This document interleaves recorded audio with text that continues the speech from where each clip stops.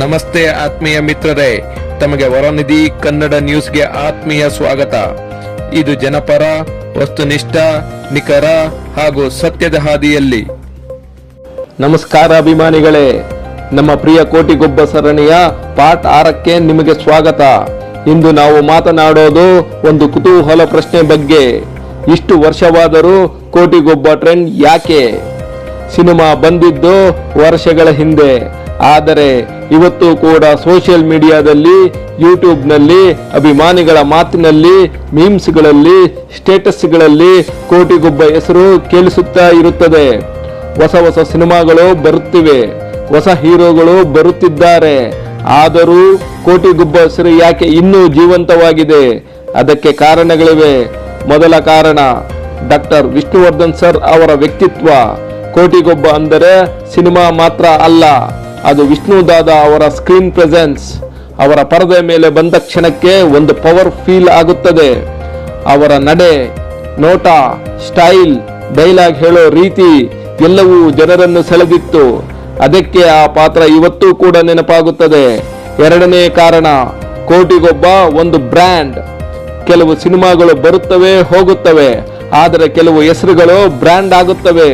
ಕೋಟಿಗೊಬ್ಬ ಅಂತಹ ಹೆಸರು. ಈ ಹೆಸರನ್ನು ಕೇಳಿದ ಕ್ಷಣಕ್ಕೆ ಜನರಿಗೆ ಮಾಸ್, ಕ್ಲಾಸ್, ಸ್ಟೈಲ್, ಪವರ್ ಎಲ್ಲವೂ ನೆನಪಾಗುತ್ತದೆ.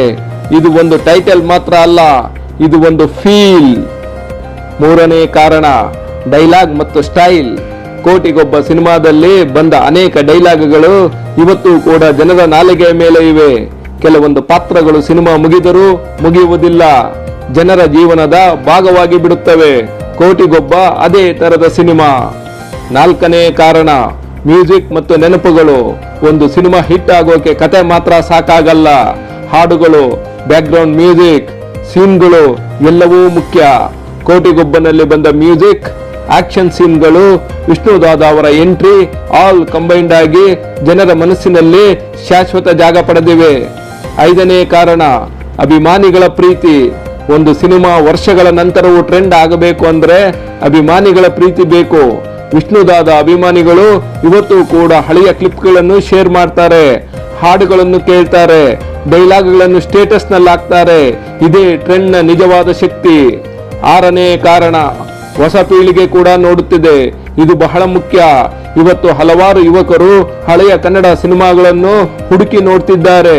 ಯೂಟ್ಯೂಬ್, ರೀಲ್ಸ್, ಫೇಸ್ಬುಕ್, ಇನ್ಸ್ಟಾಗ್ರಾಮ್ ಎಲ್ಲೆಲ್ಲೂ ಹಳೆಯ ಸೀನ್ಗಳು ಮತ್ತೆ ವೈರಲ್ ಆಗುತ್ತವೆ. ಅದರಲ್ಲಿ ಕೋಟಿಗೊಬ್ಬ ಕೂಡ ಒಂದು ದೊಡ್ಡ ಹೆಸರು. ಏನೆಂದರೆ ಕೆಲವು ಸಿನಿಮಾಗಳು ಕಾಲದ ಜೊತೆ ಹಳೆಯದಾಗುತ್ತವೆ, ಆದರೆ ಕೆಲವು ಸಿನಿಮಾಗಳು ಕಾಲ ಕಳೆದಂತೆ ಇನ್ನೂ ದೊಡ್ಡದಾಗುತ್ತವೆ. ಕೋಟಿಗೊಬ್ಬ ಅಂಥದೇ ಸಿನಿಮಾ. ಕೋಟಿಗೊಬ್ಬ ಟ್ರೆಂಡ್ ಆಗೋದು ಕೇವಲ ನಾಸ್ಟಾಲಜಿಯಾ ಅಲ್ಲ, ಅದು ಗುಣಮಟ್ಟಕ್ಕೆ ಸಿಗೋ ಗೌರವ, ಜನರಿಗೆ ಇಷ್ಟವಾದ ಕಲೆಗೆ ಸಿಗೋ ಪ್ರತಿಫಲ, ವಿಷ್ಣು ದಾದಾ ಅವರ ಶ್ರಮಕ್ಕೆ ಸಿಗೋ ಪ್ರೀತಿ.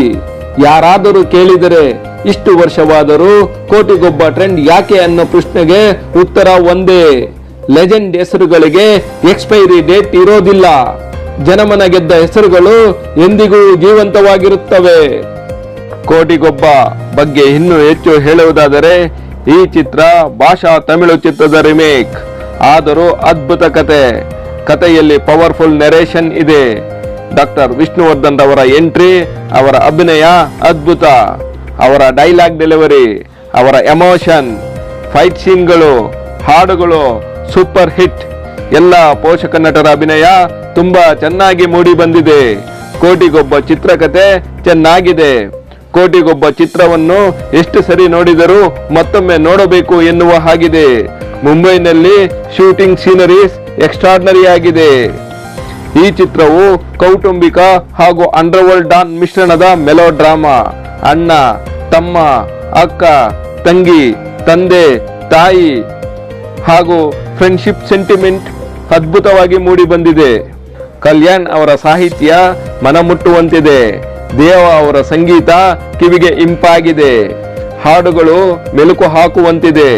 ಎಲ್ಲ ಹಾಡುಗಳು ಸಂದರ್ಭಕ್ಕೆ ತಕ್ಕಂತೆ ಸರಿಯಾಗಿ ಮತ್ತು ಅರ್ಥಪೂರ್ಣವಾಗಿದೆ. ಎಲ್ಲದಕ್ಕೂ ಮಿಗಿಲಾಗಿ ಚಿತ್ರದ ಟೈಟಲ್ ಕೋಟಿಗೊಬ್ಬ ಸೂಕ್ತವಾಗಿದೆ. ಸಾಹಿತ್ಯ ಮತ್ತು ಸಂಭಾಷಣೆ ಬಿಗಿಯಾಗಿದೆ. ಕಾವೇರಿ ಕರುನಾಡಿನ ಬಗ್ಗೆ ಬರೆದ ಹಾಡು ತುಂಬಾ ಅರ್ಥಗರ್ಭಿತವಾಗಿದೆ. ತಾಯಿಯ ಪಾತ್ರಕ್ಕೆ ಹೆಚ್ಚು ಮಹತ್ವವಿದೆ. ದೇವರು ಗುಡಿಗಳಲ್ಲಿ ಇಲ್ಲ, ತಾಯಿಯೇ ದೇವರು ಎಂದು ಅರ್ಥಗರ್ಭಿತವಾಗಿದೆ. ಸಂಭಾಷಣೆಯಲ್ಲಿ ಈ ನಂಜುಂಡ ಏನ್ ಹೇಳ್ತಾನೋ ಅದನ್ನೇ ಮಾಡ್ತಾನೆ, ಏನ್ ಮಾಡ್ತಾನೋ ಅದನ್ನೇ ಹೇಳ್ತಾನೆ ಎನ್ನುವ ಈ ಡೈಲಾಗ್ ತುಂಬಾ ಆಕರ್ಷಕವಾಗಿದೆ. ಹಾಗೆಯೇ ಪ್ರಿಯಾಂಕಾ ಅವರ ಜೊತೆ ಸಂಭಾಷಣೆ ಹ್ಯೂಮರಸ್ ಮತ್ತು ಅರ್ಥಗರ್ಭಿತವಾಗಿದೆ. ನೀನೇ ಎಲ್ಲ, ನಿನ್ನದೇ ಎಲ್ಲ ಎಂಬ ಮಾತುಗಳು ಭಗವಂತನ ಕುರಿತಾಗಿದೆ. ಹಾಗೆಯೇ ದೇವರು ಎಲ್ಲಾ ಕಡೆ ಇರೋಕ್ಕಾಗಲ್ಲ, ಅದಕ್ಕೆ ತಾಯಿಯನ್ನು ಸೃಷ್ಟಿ ಮಾಡಿದ್ದಾನೆ ಎಂದು ಪ್ರಿಯಾಂಕಾ ಜೊತೆ ಡಾಕ್ಟರ್ ವಿಷ್ಣುವರ್ಧನ್ ಅವರು ಹೇಳುವ ಈ ಸಂಭಾಷಣೆ ಮನಮುಟ್ಟುವಂತಿದೆ. ಅಭಿಜಿತ್ ಮತ್ತು ದೇವರಾಜ್ ಚೆನ್ನಾಗಿ ನಟಿಸಿದ್ದಾರೆ. ಸಾಹಸ ದೃಶ್ಯಗಳು ಅತ್ಯದ್ಭುತವಾಗಿ ಮೂಡಿ ಬಂದಿದೆ. 6.5 ಅಡಿ ಎತ್ತರವಿರುವ ಗುರುದತ್ ಅವರ ಭುಜದ ಮೇಲೆ ಕಾಲಿಡುವುದು ಅತ್ಯದ್ಭುತವಾಗಿ ಮೂಡಿ ಬಂದಿದೆ. ಆಶೀಶ್ ವಿದ್ಯಾರ್ಥಿ ವಿಲನ್ ಪಾತ್ರದಲ್ಲಿ ಮಿಂಚಿದ್ದಾರೆ. ದೇವರು ಒಳ್ಳೆಯವರಿಗೆ ತುಂಬಾ ಕಷ್ಟ ಕೊಡುತ್ತಾನೆ, ಆದರೆ ಕೊನೆಯಲ್ಲಿ ಕೈ ಹಿಡಿಯುತ್ತಾನೆ. ಕೆಟ್ಟವರಿಗೆ ಒಳ್ಳೆ ಸುಖ ಕೊಡುತ್ತಾನೆ, ಕೊನೆಯಲ್ಲಿ ಕೈ ಬಿಟ್ಟು ಬಿಡುತ್ತಾನೆ. ಈ ಡೈಲಾಗ್ ನಿಜ ಜೀವನಕ್ಕೆ ಕನ್ನಡಿ ಹಿಡಿದಂತಿದೆ. ಕೊನೆಯಲ್ಲಿ ಹೇಳುವ ಈ ಡೈಲಾಗ್ ಅತ್ಯದ್ಭುತವಾಗಿದೆ. ಈ ಜಗತ್ತಿನಲ್ಲಿ ನಡೆಯುವ ಒಂದೊಂದು ಘಟನೆ ಇತಿಹಾಸ. ಒಳ್ಳೆಯದು ಉಳಿದುಕೊಳ್ಳುತ್ತದೆ, ಕೆಟ್ಟದ್ದು ನಾಶವಾಗುತ್ತದೆ. ಕೋಟಿಗೊಬ್ಬ ಚಿತ್ರವು ಸಾಹಸ ಸಿಂಹ, ಕರ್ನಾಟಕ ರತ್ನ ಅಭಿನವ ಭಾರ್ಗವ, ಮೈಸೂರು ರತ್ನ ಡಾಕ್ಟರ್ ವಿಷ್ಣುವರ್ಧನ್ ರವರು ಹೇಳಿದಂತೆ ಅದಾಗೆ ಆಗಿದ್ದ ಸಿನಿಮಾ ಇದು.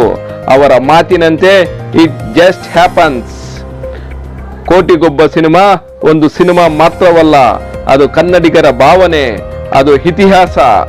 ಈ ವಿಡಿಯೋ ಇಷ್ಟವಾದರೆ ಲೈಕ್ ಮಾಡಿ, ಕಮೆಂಟ್ ನಲ್ಲಿ ಜೈ ವಿಷ್ಣುದಾದ ಎಂದು ಬರೆಯಿರಿ.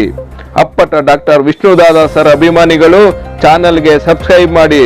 ಧನ್ಯವಾದಗಳು ಅಭಿಮಾನಿಗಳೇ.